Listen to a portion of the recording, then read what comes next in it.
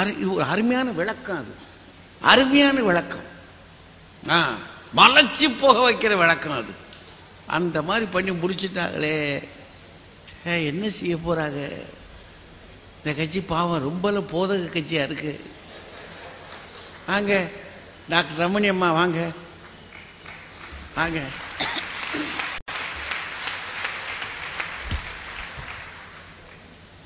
போற்றுதலுக்கும் பாராட்டுதலுக்கும் உரிய நடுவர் அவர்களே, பட்டிமன்ற அறிஞர்களே, என் உயிரினும் மேலான விசுவாசிகளே, உங்கள் அனைவருக்கும் என் பணிவின் வணக்கம். கொக்கி போடுறாங்க பாருங்க எப்படின்னு. நடுவர் அவர்களே, பாளையங்கோட்டை அம்மா கோயம்புத்தூருக்கு போயிட்டு அவங்களுக்கு என்ன ஆச்சுன்னு எனக்கு புரியல. என்ன உக்காந்தா புரட்சி, எந்திரிச்சா புரட்சி, தும்முனா புரட்சி, மூச்சு விட்டா புரட்சி, எதை எடுத்தாலும் புரட்சியா? என்னய்யா தெசாரஸ்ல புரட்சிக்கு அர்த்தம் சரியாக எங்கள் அணித்தலைவர் பார்க்கலன்னு சொன்னீங்க. நான் பார்த்தேன். நீங்களே பார்த்ததுக்கான மீனிங்க சொன்னீங்களா? அது சொல்லல. நீங்க வாட்டுக்கு காயின் டெவலப் பண்ணிக்கிட்டீங்களே. Physical revolution, chemical revolution, economic revolution, biological revolution. ஏ அப்பா, என்னென்ன பாரு பாரு, பயாஸ்கோப் பாருன்னு காமிச்சுக்கிட்டு இருக்கீங்க. என்னங்க அது? ஏமா, கானாவூர் கல்யாணத்துல தண்ணீரை திராட்சரசமாக மாற்றினார். ஆமா, கெமிக்கல் இருக்கு, குணம் இல்ல, மனம் இல்ல, ருசி மட்டும்தான் இருந்தது இல்லையா? நிறமும் இல்ல, ருசி மட்டும்தான் இருந்துச்சு. இப்ப கெமிஸ்ட்ரி டீச்சர் சொல்லி தருவாங்க, 2 பங்கு தண்ணீரையும் 1 பங்கு ஆக்சிஜனையும் சேர்த்தா H2O, H2 + O = H2O, நமக்கு தண்ணீர் கிடைக்கும். இது வேதியியல் விதி. என்ன நடந்தாலும் ஒரு கெமிக்கல், ஒரு 2 காம்போனன்ட் நீங்க சேர்க்கும் போது அது மாறும். கெமிக்கல் ரியாக்ஷன், கெமிக்கல் மாற்றம், அவ்வளவுதான். சரி, அது ரெவல்யூஷனே கிடையாது. சரி, இவர் என்ன கெமிக்கல் ரெவல்யூஷன் பண்ணாரு? அங்க கெமிக்கல் ரெவல்யூஷனே இல்லங்க, அது மாற்றம் தாங்க வந்துச்சு. மாற்றம்னா தண்ணீர் திராட்சரசமாக மாறியது ஒரு கெமிக்கல் மாற்றம், வேதியியல் மாற்றம். எப்ப கெமிக்கல் சேஞ்ச், அவ்வளவுதான். சேஞ்ச். சும்மா எதுக்கு எடுத்தாலும் அதான் சொன்னேன், எதை எடுத்தாலும் அம்மாவுக்கு இஷ்டத்துக்கு பேசுறதா? எதை எடுத்தாலும் புரட்சி புரட்சி, என்னமா நீங்க? அப்புறம் ஒரு நாணயத்தை எடுத்தார், யாருடைய உருவம் இருக்கிறது, ராயனுடையதை ராயனுக்கும் தேவனுடையதை தேவனுக்கும் கொடுங்கள், அது உடனே புரட்சியா? அது புரட்சியாங்க? அது டெமான்ஸ்ட்ரேஷன். லெக்சரருக்கு முன்னால ஒரு காலம் நம்ம எல்லாம் யூஜிசி பே வாங்குறதுக்கு முன்னால ஒரு கேடர் இருந்துச்சு, டெமான்ஸ்ட்ரேட்டர் இருந்துச்சா? நான்லாம் அப்படிதான். டெமான்ஸ்ட்ரேட்டருடைய வேலை என்ன என்றால், ஒரு பொருளை எடுத்து பிள்ளைகளுக்கு காமிச்சு இது இப்படி இது அப்படி என்று விளக்கம் தருதல். குறைந்த சம்பளம். அப்ப நாணயத்தை எடுத்து ராயனுடைய தலை உருவம் இங்கே இருக்கிறது என்றால் ராயனுடையதை ராயனுக்கு கொடு என்றால் it is a demonstration. It was a demonstration. அது விளக்கம் கொடுத்துள்ளார். விளக்கம் என்பது போதனையில் ஒரு நியதி, அருமை அருமை, டீச்சிங்ல ஒரு நியதி. அதத்தாமா செஞ்சிருக்காரு. அப்பா எல்லா. அப்புறம் எக்கனாமிக் புரட்சி, 5 அப்பம் 2 மீன் பெருக்கத்தை உண்டு பண்ணினார். உடனே அது எக்கனாமிக் புரட்சியா? வெறும் 5 அப்பம் 2 மீனையும் மட்டும்தான் பாத்திருக்கீங்க நீங்க. நல்ல சாப்பாடு கோஷ்டி, பிரியாணி 1 கொடுத்தா 1 இலவசம்னாங்க. புரட்சியாளர்லாம் சாப்பாடு கோஷ்டியா வந்து உட்கார்ந்து இருக்கு. அது மாதிரி மீன் என்று 5 மீன் என் தேவனாகிய கர்த்தருடைய கரத்தில் போனதோ, அடுத்த ஸ்டெப் அவர் அதை தூக்கி நான் பார்த்து அதை தோத்திரம் பண்ணி, தோத்திரம் என்று துதி செய்கிறோமோ அன்று உனக்கு பெருக்கம் என்று சொல்லி காட்டுகிறார். It was a practical demonstration. அதுவும் டெமான்ஸ்ட்ரேஷன் தான். 5 எப்படிங்க 5000? அப்படின்னா நம்ம போதகர் ஒருத்தரும் அப்படி செய்ய முடியல. என்ன காரணம்? அந்த டெமான்ஸ்ட்ரேஷனை ஏன் செய்யல? கொண்டு வாங்க நம்ம போதகர்கள் கேட்பாங்களேம்மா. பெந்தெகோஸ்டல் இயக்கத்தினுடைய தந்தையாகிய விக்கில்ஸ்வர்த் செத்து போன 27 பேரை உயிரோடு எழுப்பினார். என்ன போதகர் செய்யலன்றீங்க நீங்க? நமக்கு நம்ம ஊரை சொல்றேன். அவரும் போதகர் தானே. அவரும் போதகர் தானே. நம்ம ஊரை சொல்றேம்மா. என்றைக்கு தோத்திரமும் துதிகளும் எடுக்கப்படுகிறதோ மகனே மகளே உன்னுடைய குடும்பத்தில் பெருக்கம் பெருக்கம் என்று காட்டுவதற்கு தான் 12,000 கூடைகளில் எடுத்தார்கள் என்று அர்த்தம். அதைத்தான் காட்டுகிறார். சிலுவை மரணம்னா அது தியாகமா புரட்சியா? விண்ணுலகத்திலிருந்து மண்ணுலகத்திற்கு வந்தால் சாவு நிச்சயம் என்று தெரிந்தும் எம்பெருமான் இறங்கி வருகிறாரே, அது புரட்சியா தியாகமா?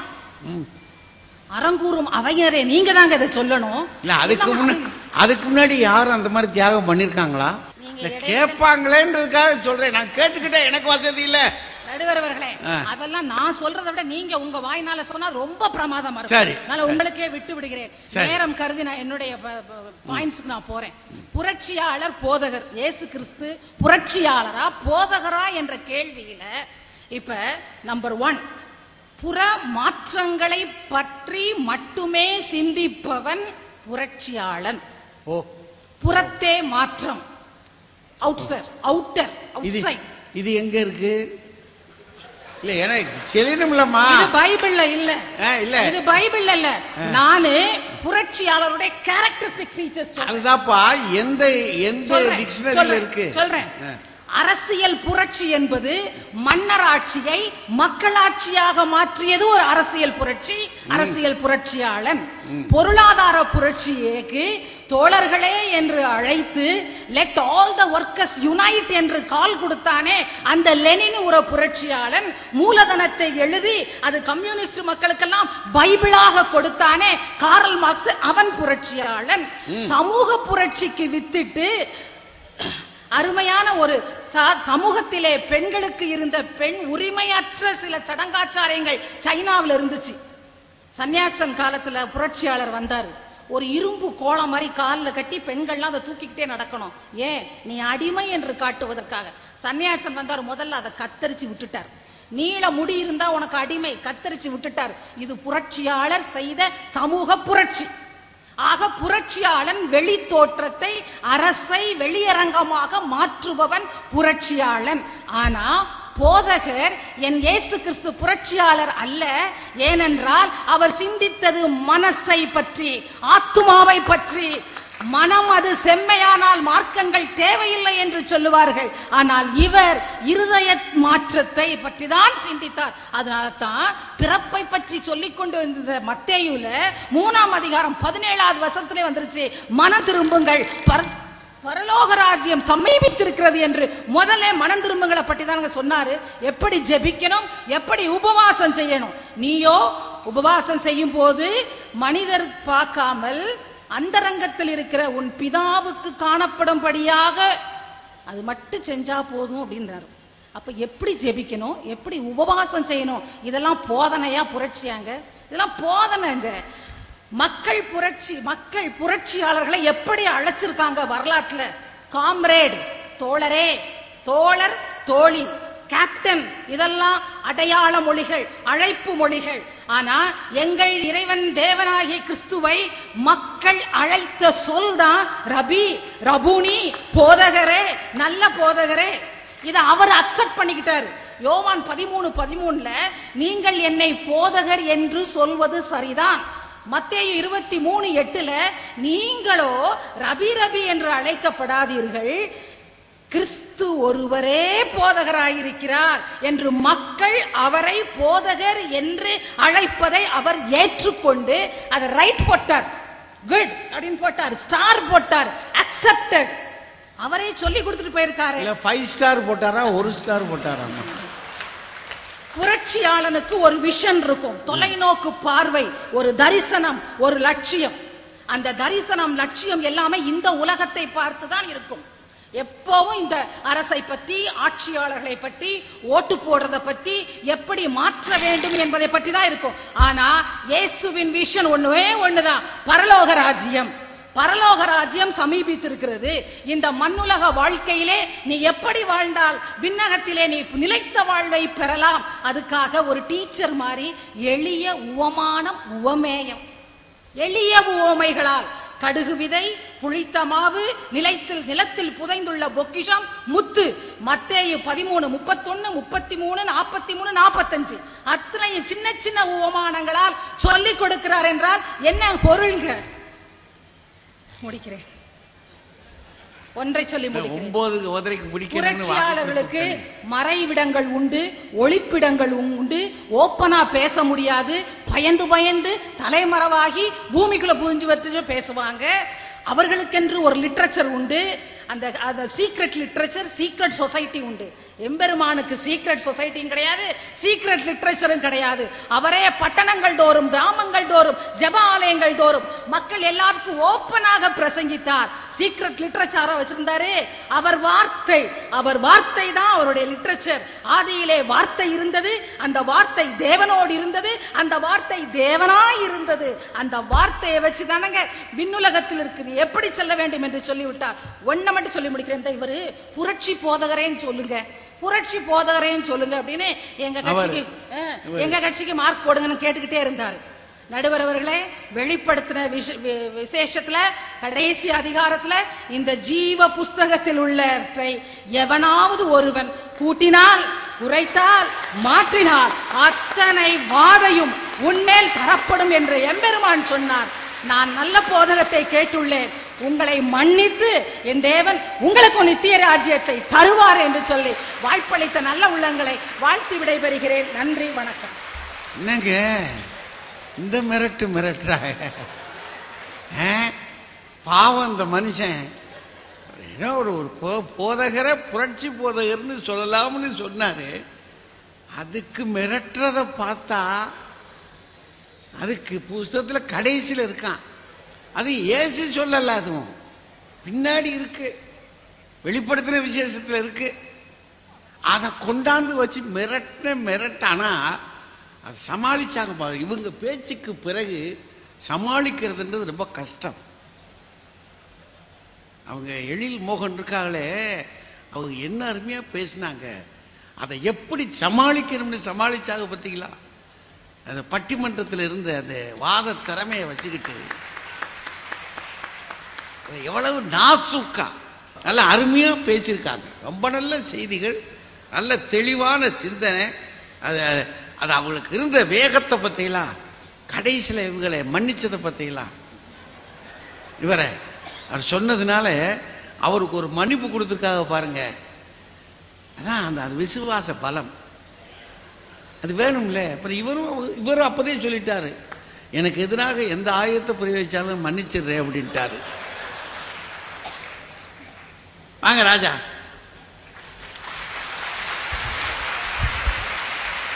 பட்டிமன்ற நடுவர் தமிழறிஞர் அவர்களே, இரண்டு அணிகளையும் சார்ந்த அறிஞர் பெருமக்களே, இந்த அருமையான பட்டிமன்றத்தை ஏற்பாடு செய்திருக்கக்கூடிய பெரியோர்களே, தாய்மார்களே, இளைஞர்களே, உங்கள் அனைவரை வணங்கி மகிழ்கிறேன். எதிரணியை நாங்கள் காயப்படுத்த விரும்பவில்லை. அவர்கள் மிகவும் நன்றாக பேசினார்கள். ஆனால் அவங்க கொஞ்சம் உணர்ச்சி வசப்பட்டாங்க. ஏதோ நாங்க 3 பேர் அந்தி கிறிஸ்து மாதிரியும், யார் மாதிரி அந்தி கிறிஸ்துவா, அவங்க 3 பேரும் பரலோக ராஜ்யத்துக்கு பாத்தியமுடையவர்கள் மாதிரியும் ரொம்ப ஆவேசப்பட்டாங்க. ஆனா அவங்க கேட்ட சில கேள்விகளுக்கு நான் பதில் சொல்லிடுறேன். ஆண்டவர் புரட்சியாளர் என்றால் அவர் சீக்கிரட்டாக ஏதாவது செய்தாரான்னு கேட்டாங்க. மார்க்கு 1:46 யாருனால் வாசிக்கங்க. அதனால் அவர் வெளியரங்கமாய் பட்டணத்தில் பிரவேசிக்க கூடாமல் வெளியே வனாந்தரமான இடங்களில் தங்கி இருந்தார். இருக்கா இல்லையா? இருக்கா. அவர்கள் அவரை கொலை செய்ய வகை தேடிய போது அவர்களை விட்டு அவர் மறைந்து போனார். இருக்கா இல்லையா? நாங்களா பேசல, வீட்டுல போய் படிச்சுக்கங்க. இப்படி இருக்காங்க, இப்படி இருக்கா. தண்ணீரை திராட்சரசம் மாற்றியது சேஞ்சா, இது ரெவல்யூஷன் இல்லையா? அதுக்கு என்ன பொருள்? தண்ணீர் என்பது அழியக்கூடியது. 3 நாள்ல நீங்க வாங்கி வச்சிருந்தா தண்ணி கெட்டுடும். ஆனால் திராட்சை ரசம் 100 ஆண்டுகளுக்கு அழியாதது. எப்போது அழியக்கூடிய இந்த ஆத்மாவிலே ஆண்டவர் உள்ளே நுழைகிறாரோ அது நித்திய ஜீவனை பெற்று அழியாமல் மாறும் என்பதாமா பொருள். என்ன கதை விடுறீங்க? சன்யாட்சன் பெண் விடுதலையே சொன்னாராம் சீனாவில். ஏன்? யூத சமூகத்தில் பெண்களை கொடுமைப்படுத்தியதற்கு மேலா ஒரு கொடுமை இருக்க வேண்டும். மோசே காலத்திலிருந்து தள்ளுதற் சீட்டு என்பது கொடுக்கப்பட்டது. ஒரு பெண்ணை பார்த்து இவளை எனக்கு பிடிக்கவில்லை என்று சொல்லி ஒரு ஓலை எழுதி கொடுக்கலாம். அதிலிருந்து ஆண்டவர் இறைவன் இணைத்ததை மனிதன் பிரிக்காது இருக்க கடவுது என்று சொன்னதே பெண் விடுதலை தானே. இதுதான்மா புரட்சி. இத பெண்கள் பேசணும், நாங்க பேசக்கூடாது. கொடுமையா. அந்த பொண்ணு ஜான்சி பைபிள் ரீடிங் பண்ணிருக்கு அவங்க. ஆமா, எதை வாசிக்கணுமோ வேத வாசிப்பு. பட்டிமன்றம் பேசுகிறா பைபிள் ரீடிங். பிறம்பை நாடாதவன் மகனை பகைக்கிறானா. ஆண்டவர் என்ன சொன்னார்? பட்டயத்தை எடுப்பவன் பட்டயத்தாலே சாவான், பிறம்பை எடுத்தவன் பிறம்பாலே அடி வாங்குவான் சொன்னாரா? அவர் தலைவர் காந்தியை பத்தி சொல்லலாமா? அவர் கேட்டார் ஒரு கேள்வி, ஆண்டவர் கையில் ஆயுதம் இருந்ததா? இல்லை, மகாத்மா காந்தியின் கையிலும் ஆயுதம் இல்லை. அதனால்தான் சர்ச்சில் கேட்டான், ஒருவேளை மகாத்மா காந்தி கையில் ஒரு துப்பாக்கியோடு வந்தால் நான் பீரங்கியை வைத்து சமாளிப்பேன், அவரோ அகிம்சை என்னும் ஆயுதத்தோடு வந்தார், அதனால் தான் எங்கள் படை நடுங்குகிறது என்று சர்ச்சில் சொன்னார். அதுபோலத்தான் இயேசு கிறிஸ்துவும் அவர் போய் நின்றது சொன்ன சர்ச்சில் கிறிஸ்தவர். அந்த அகிம்சையை பிராக்டிஸ் பண்ணவர், மலை பிரசங்கத்தை சரியாக படித்த மகாத்மா காந்தி. தயவு செய்து யோசிக்கணும். அதுதான் நம்ம மக்களுக்கு சொன்னா கோபம் வருது. அவரு ஒரு விஷயம், ஓமைகளாக பேசியதே புரட்சி தாமா. பரிசேயரும் சதிசேயரும் நியாய பிரமாணங்களையும் தீர்க்க தரிசனங்களையும் பேசினார்கள், எவருக்கும் புரியவில்லை. ஆனால் இயேசு தான் முதல் முறையாக ஓமைகளாக பேசி அனைவருக்கும் புரிய வைத்தார். அதுவே ஒரு போதனையில் புரட்சி. அவர் கூட இருக்கிற சீசர் கேட்கிறான், ஏன் நீங்கள் ஓமையாக பேசுகிறீர்கள்? இவர்களுக்கு போய் சேர வேண்டும், இவர்கள் காதிருந்தும் கேளாதவர்களாக இருக்கிறார்கள் சொல்லியிருக்காரா இல்லையா? அதை விட அவர் துயரப்படுகிறவர்களை பாக்கியவான்கள் ஆறுதல் அடைவார்கள் சொன்னது போதனைன்னு சொன்னீங்களே. அடுத்து அவர் சொல்றாரு, தரித்திரராகிய நீங்கள் பாக்கியவான்கள், நீங்கள் தேவனுடைய ராஜ்யம் உங்களுடையது என்று சொல்வதற்கு ஒரு துணிச்சல் வேண்டும். பசியோடு இருக்கிறவர்களை நீங்கள் பாக்கியவான்கள் என்று சொல்வதற்கு ஒரு துணிச்சல் வேண்டும். அந்த துணிச்சலுடைய புரட்சிக்காரர் இயேசு. விட்டுருங்க. அப்புறம் ஒண்ணு, அந்த 15 இடங்களில் ரபி ரபின்னு சொல்லி இருக்கு, 23 இடங்களை 23 இடம் காட்டி கொடுக்கும் போது கூட யூதாஸ் ரபி ரபின்னு சொல்லி தான் முத்தம் கொடுத்தான். அதையும் அதுல சேர்த்துக்கங்க. இருக்கா இல்லையா? ரபி ரபி என்று 2 முறை சொல்லி முத்தம் கொடுத்து தான் காட்டி கொடுத்தான். அதையும் அதுல சேர்த்துக்குவீங்களா? சேர்த்துதான் 23 சேர்த்துக்கங்க. அவர் 2 பேருமே ரெவல்யூஷன் அப்படின்றதுக்கு முதல் வரி ஆக்ஸ்போர்ட் டிக்ஷனரி ஆகட்டும், எந்த டிக்ஷனரி ஆகட்டும், முதல் விளக்கம் தான் அவங்க சொன்னது. இரண்டாவது விளக்கம், who introduces a major change in the society. யார் தான் சார்ந்திருக்கிற சமூகத்தில் மிகப்பெரிய மாற்றத்தை கொண்டு வருகிறாரோ அவர்தான் புரட்சியாளர். யூத சமூகத்தில் ஆண்டவர் மிகப்பெரிய மாற்றத்தை கொண்டார். ஒவ்வொன்றா சொல்லிடுற, அவங்க ரொம்ப நல்லா பேசினாங்க. எழில் மோகன் பேசின பிறகு எங்க கட்சிக்கு வேலையே கிடையாது. ஆனால் சில விஷயங்களை நான் சொல்லணும். அவர் பிறப்பை எங்க அறிவிச்சாங்க சார்? யூதருடைய ராஜா, உலகின் ராஜா, பூமிக்கும் வானத்துக்கும் அதிபதி. அவர் பிறந்ததை ஆட்டு மேய்ப்பர்களுக்கு சொன்னார்கள். அவனோ குளிர்ல இருக்கிறான், அவனுக்கு ஒண்டியா கிடக்கிறான். அவனுக்கு சொல்லி அவன் மூலம் உலகிற்கு அறிவித்ததே மிகப்பெரிய புரட்சி. யூதர்கள்ல பரிசேயர் சதிசேயர் யோவான் ஸ்நானகன் அத்தனை பேருக்கு சீடர் உண்டு. அங்கு சீடரை தேர்ந்தெடுக்கிற விதம் என்ன தெரியுமா? ஒவ்வொருவரும், இளைஞன் ஒருவன் தான் விரும்புகிற ஒரு மனிதரிடம் போய் ஒன்றிக் கொண்டு அவரிடம் கற்றுக்கொண்டு அவரிடம் சீடனாக இருந்து அவரை போல் ரபியாக மாற வேண்டும். இதுதான் யூத பரம்பரை. ஆனால் இயேசு கிறிஸ்துவோ தன்னை தேடி யாரையும் வர வைக்கவில்லை, அவர் தேடி போனார். மீன் பிடிக்கிறவர்களை, வாருங்கள் நீங்கள் மனிதர்களை பிடிக்கிறவர்களாக மாற்றுவேன் என்று சொன்னாரே, அதுதான் அவர் சீடர்களை தேடியதில் புரட்சி.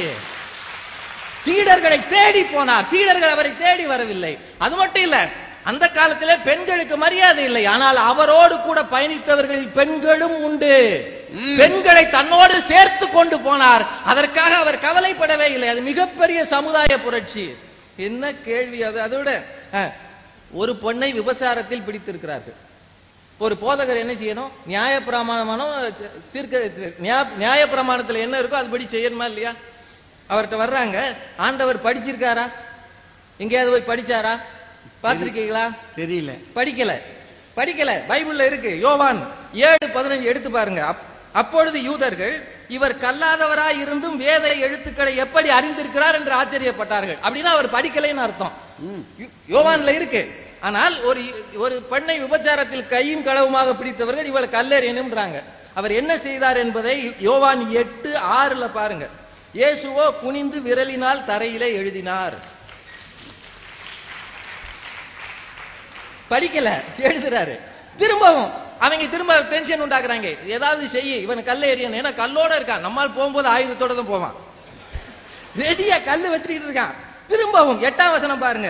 அவர் மறுபடியும் குனிந்து தரையிலே எழுதினார். என்ன எழுதினார்? எழுத முன்னாடி ஒண்ணு சொன்னார்.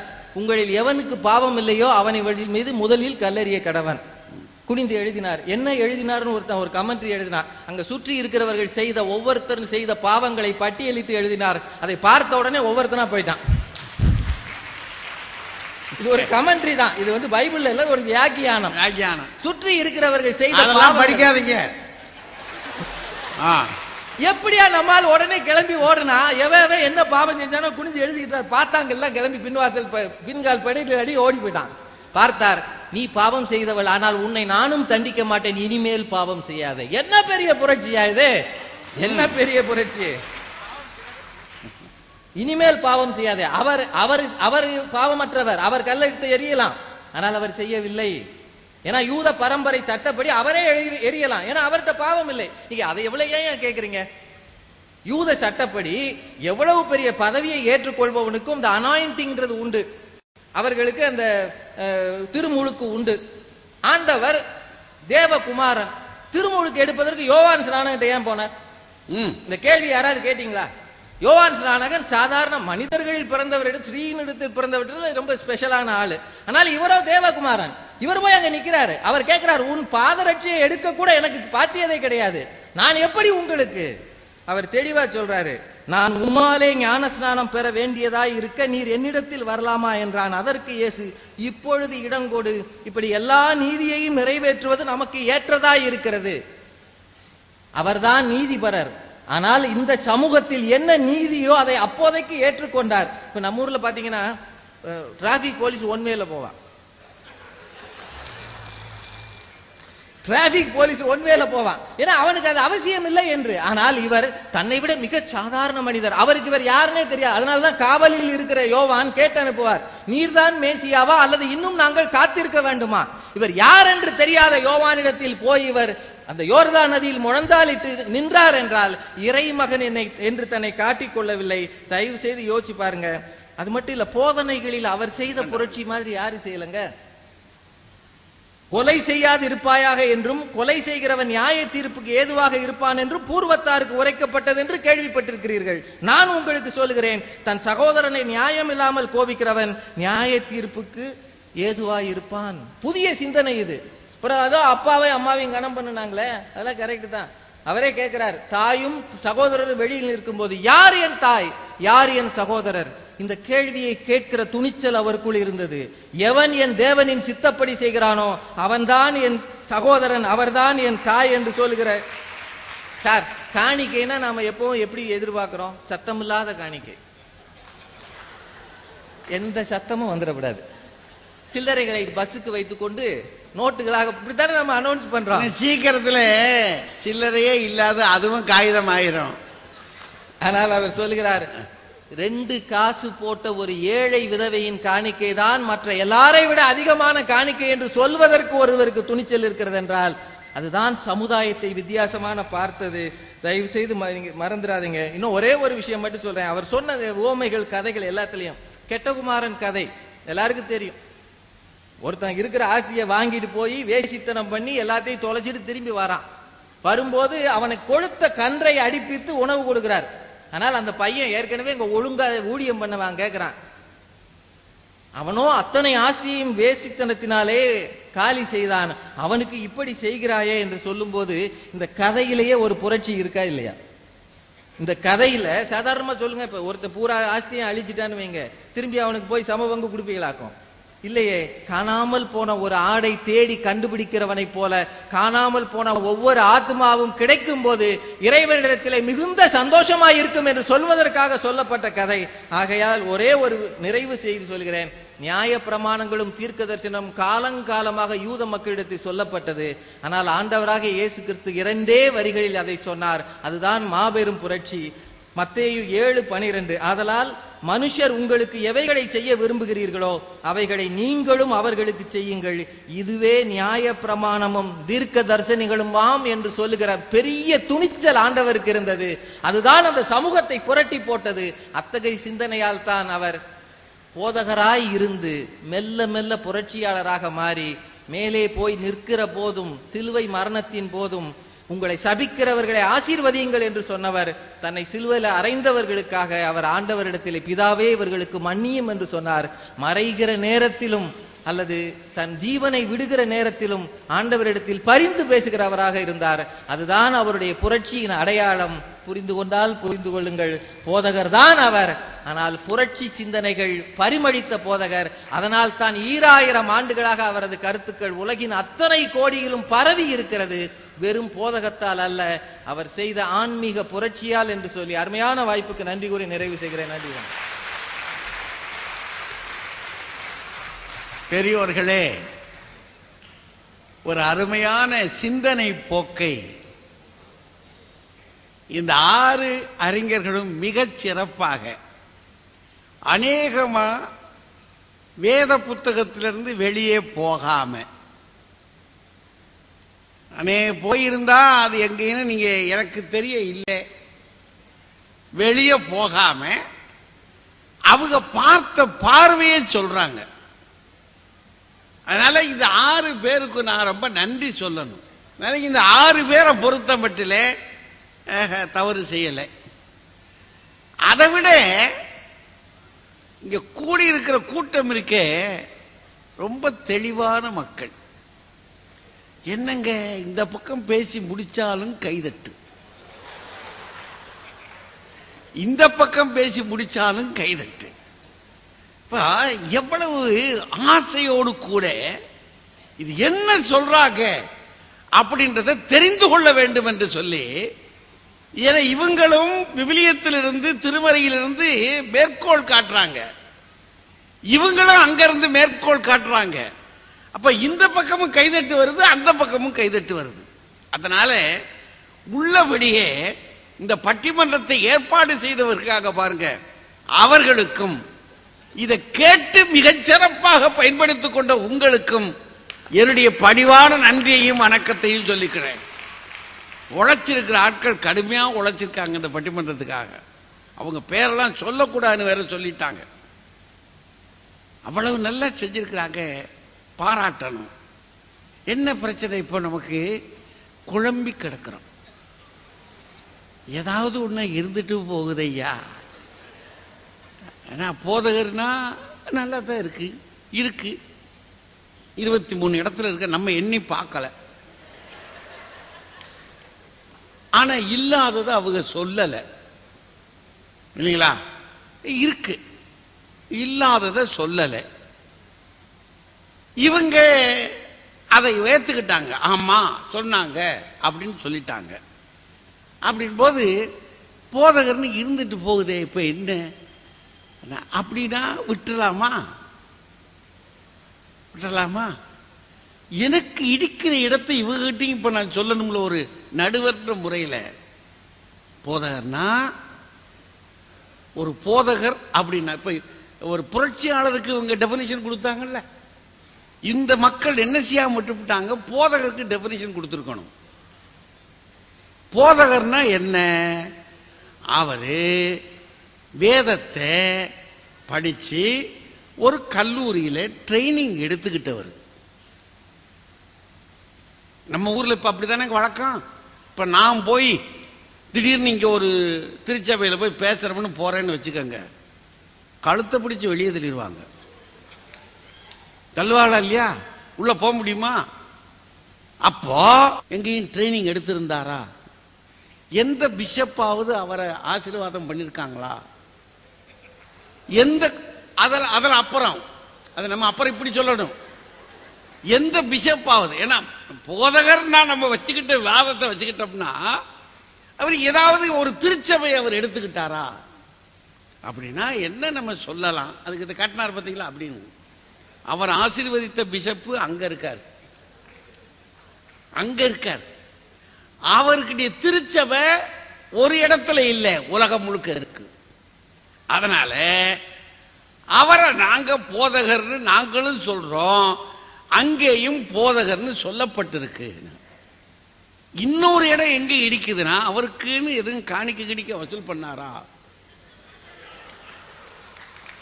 போதகர்னா காணிக்க வசூல் பண்ணணுமா இல்லையா? யார்கிட்டையும் சம்பளம் வாங்கினாரா? என்னங்க நீங்க பாட்டுக்கு பேசுறீங்க? இந்த கேள்வி இவங்க கேட்டிருக்கணும். என்ன நோவா, என்ன எங்க நோவா அவர் ஒரு அதுல படிச்சவர்.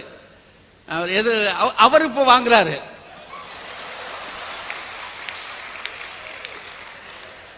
கோயில் இல்ல, காணிக்க இல்ல, இப்படி எவ்வளவு வாங்குறாங்களா? இல்ல. அப்போ அவரை போதகர் என்று சொல்றாங்க. 23 இடங்களில் சொல்லி இருப்பது என்னவோ உண்மை. அவரை மட்டும்தான் சொன்னாங்களா? அவருக்கு முன்னே பழைய ஏற்பாட்டில் இருக்கக்கூடிய ஆட்கள் இருக்காங்களே, அவர்களை மட்டுமல்ல, எவரெல்லாம் போதகம் பண்ண வருகிறார்களோ அவர்களை எல்லாம் ரபி என்றும் ரபூனி என்றும் ரபானி என்றும் சொல்லுவது யூதர்களின் வழக்கம்.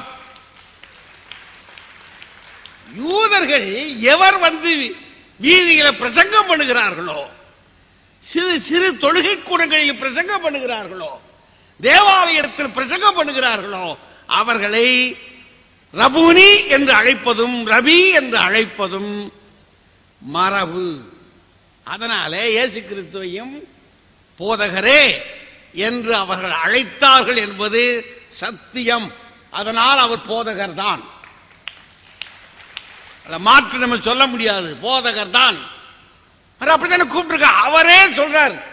யார் யார் அவரை சொல்றாங்க? பரிசேயர் அவரை போதகரே என்று அழைக்கிறார்கள், சதுசேயர் அவரை போதகர் என்று அழைக்கிறார்கள், வேதபாரகர் என்ற மறைநூல் அறிஞர்கள் அவரை போதகரே என்று அழைக்கிறார்கள், பணக்கார இளைஞன் தலைவன் அவன் போதகரே என்று அழைக்கிறான், ஜபாலய தலைவன் அவன் போதகரே என்று அழைக்கிறான், சீடர்கள் அவரை போதகரே என்று அழைக்கிறார்கள். கிறிஸ்துவே தன்னை போதகர் என்று அழைக்கிறார் என்பதற்கு ஒரு சான்று, அவரு அந்த ராபோஜனம் கொடுக்கிற பழகிறாங்க இல்லையா, அப்போ அந்த பஸ்கா விருந்துக்கு நீ போய் கழுத குட்டியை கொண்டுட்டு வா அப்படின்னு சொல்லி ஆட்களை அனுப்பும் போது, போய் போதகருக்கு இந்த கன்று இந்த குட்டி இந்த மாதிரி வேண்டும் என்று கேளுங்கள் என்று போதகர் அப்படின்னு கிறிஸ்துவே தன்னை போதகர் என்று சொல்லி அனுப்புகிறார் என்று சொன்னால் ஒரு போதகர் தானே. இவங்க சொன்னதுல என்ன தப்பு இருக்கு? அதான் அந்த கால வழக்கம். இப்ப அப்படி சொல்லலாம்ல, என்னங்க? ஆனா அதுல வித்தியாசம் இருக்கான். அதுல ரப்பு அப்படின்னா எலிமெண்டரி ஸ்கூல் டீச்சர், ரபி அப்படின்னா கொஞ்சம் மேல, ரபானி அப்படின்னா இன்னும் கொஞ்சம் மேல. அது போடுறாங்க. அதுக்கு ஒவ்வொரு ஸ்டெப் பை ஸ்டெப். இப்போ ஏன்னா எலிமெண்டரி ஸ்கூல் டீச்சரு வாத்தியார் தான், ஹைஸ்கூல் வாத்தியாரு தான், காலேஜ் வாத்தியாரு ப்ரொஃபசர் லெக்சரர் வாத்தியார் தானே. கழுத கடைசியா வாத்தியார் தானுங்க. ஆனா என்னைய வாத்தியார்னு சொன்ன ஒரு பார்வை பார்க்கிறேன். ஏன் ப்ரொஃபசர்? ப்ரொஃபசர் எங்க வாத்தியார் ஒருத்தர் இப்படி சொல்லிக்கிட்டே தெரிவாரு, ஐ ஆம் த ப்ரொஃபசர் அப்படின்னாரு.